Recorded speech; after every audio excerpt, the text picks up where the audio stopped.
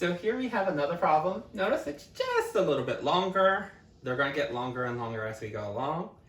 But just to show you that these problems, even though they're getting longer and a little bit more complex, we can still use these basic topics that we talked about in 2.1.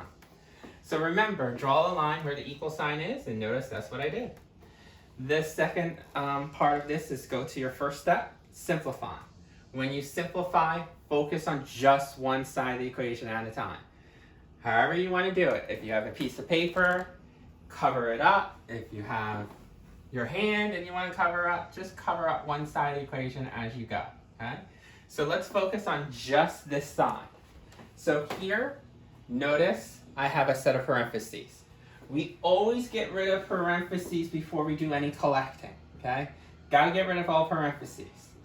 So I don't want you to say, well, there's a 2y here and a y here. Don't do that. Got to get rid of the parentheses first.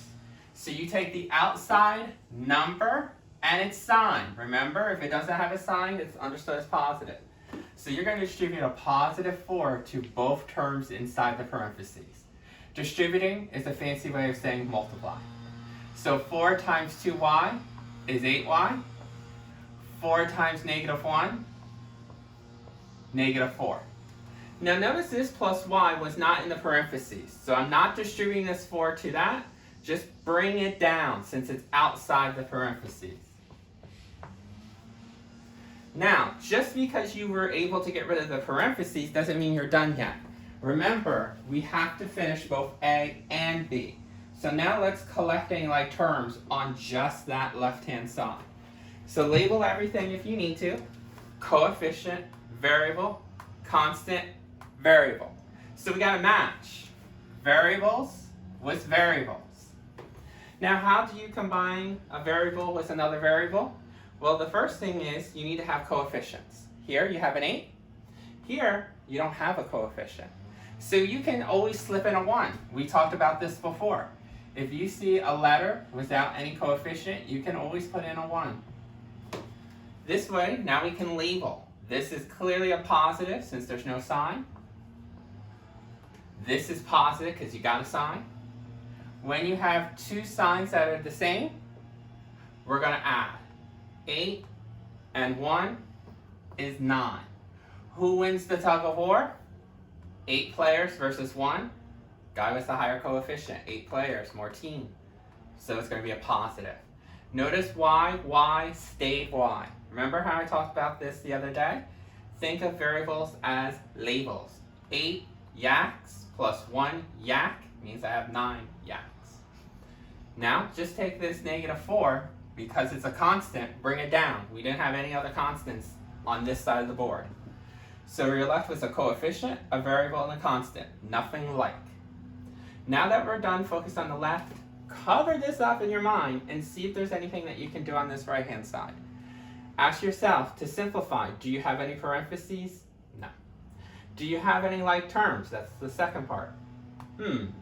Coefficient, variable, constant, no match. So just bring it down. So we're done with the simplifying step. But here, we're going to have a little trick with the labeling step. Notice both the left-hand side and the right-hand side both have variables. And I always said you want to label the variable side first, not the constant side. So what happens if you have a variable on the left and a variable on the right? Well, remember our hint. Label the variable side first, but if both sides have a variable, choose the side with the greater coefficient as the var side. So notice my coefficient here is 9. Notice here it's 6. So of course 9 beats a 6. This is the higher side. This will be labeled variable. And once I got that labeled as variable, you know the other side has to be constant by default. Once we got these labels, then you can see what can stay and what can go. 9 is a coefficient, but we don't have coefficient sides, so it'll stay wherever you find him. The y is a variable. It's on the variable side, so this whole item can stay. But this is a constant. This 4 cannot stay on the variable side, so let's move it. Opposite of a negative 4 would be to add 4 to both sides. So here, they cancel out to be 9y. Here, notice I combine constant with constant. I'm not going to combine coefficient and variable with constant. These two are the like terms. So notice they're two positives. That means you add. Who wins the tug of war? 3 players versus 4. 4 has more players. That's team positive, so plus 7. We're not done moving. A lot of people think if you just move one item, you're done. You have to move all terms to the appropriate side. So we already checked that this could stay. But look over here. We have a coefficient. No, we don't have a coefficient. But we have a variable. It cannot stay on the constant side. So this has to move as well. To get rid of this, you have to do the opposite. So the opposite of a positive would be a negative. Now, this 6 and this y right now are married, okay? So if this y moves over here, you actually have to move this 6 as well. That's why I have a divorcing step, because that's the only time that they can separate each other. So right now they're married. So if this y moves, the 6 has to move as well. So the opposite of a positive is a negative, and then you're going to write down 6y. If I do a negative 6y over on the right, you have to do a negative 6y on the left. You can see that these cancel out because they're additive inverses. And here, 9y and a negative 6y, this is a positive, this is a negative. When you subtract, because they're different signs, you get a 3y. The sign, 9 players versus 6 players, team 9 has more players, so it's going to be a positive 3y. So now that you have the constant on the constant side, the y is on the variable side, we can finally get rid of this coefficient as your last step, the divorcing step. We want to finally separate the coefficient from the variable by dividing not only by the coefficient, but its sign. Notice it's a positive 3, so I'm going to divide both sides by positive 3. So here, notice it doesn't divide out evenly.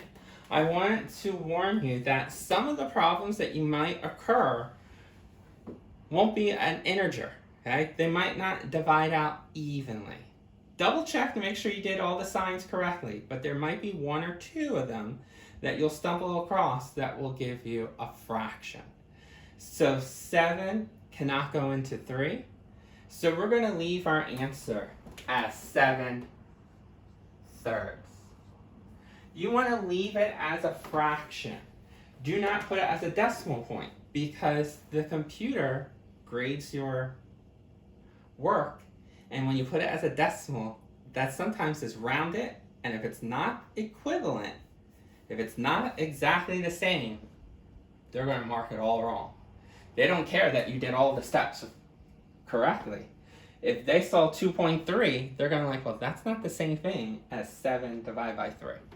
Because if you did that in your calculator, that is 2.3333333333333. And that goes on forever. So it's better to keep it as a fraction, because 2.3 is not the same as 7/3. So just be careful. Sometimes they might not divide out. Keep it as a fraction.